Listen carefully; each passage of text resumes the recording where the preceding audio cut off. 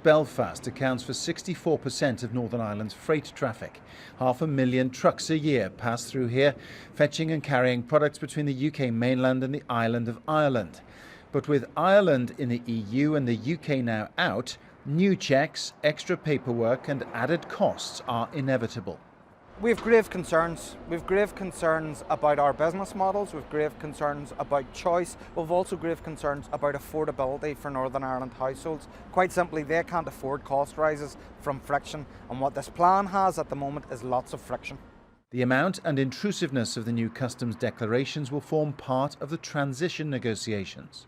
We obviously want that there a mitigation for this, because to come across the Irish Sea, the volume of trade on that, it'd be a hugely time-consuming and expensive formality for drivers and businesses to have to complete. And we hope maybe there's common sense on both sides where we alleviate the need for that. O'Neill's is a multi-million-dollar sportswear company with factories in the north and the south, and a manufacturing process built on frictionless movement between them. From the raw yarn to the finished product here, these shirts from O'Neill's go through a complex series of stages, about 8 of them in all. Cutting, printing, embroidery, sewing and colouring, and crossing from the factory here in Strabane down to a sister factory in Dublin and then back again through the process. Now, a hard border and no-deal Brexit would be a nightmare for this company, but the MD here is reasonably optimistic.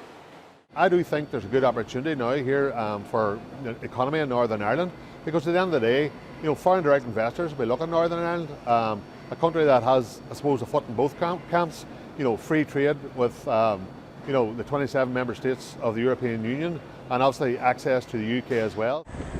Not everyone agrees. On the Irish side of the border, up in County Donegal, the bulk fertilisers, animal feeds and equipment at this farmers' cooperative mainly come from ports in Northern Ireland.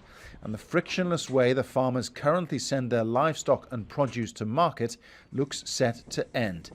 Some of the arguments that have been made is that it will be like a digital type border. You cross, it's seamless, you hardly know you cross, but all of that adds a lot of cost. I was long enough doing haulage to know what it was like to have to do customs papers to get through from here to Dublin.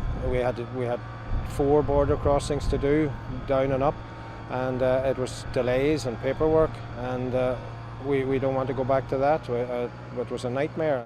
In the next 11 months of trade negotiations, a specialised committee will represent Northern Ireland's specific interests. But the challenge is complex and the time is short.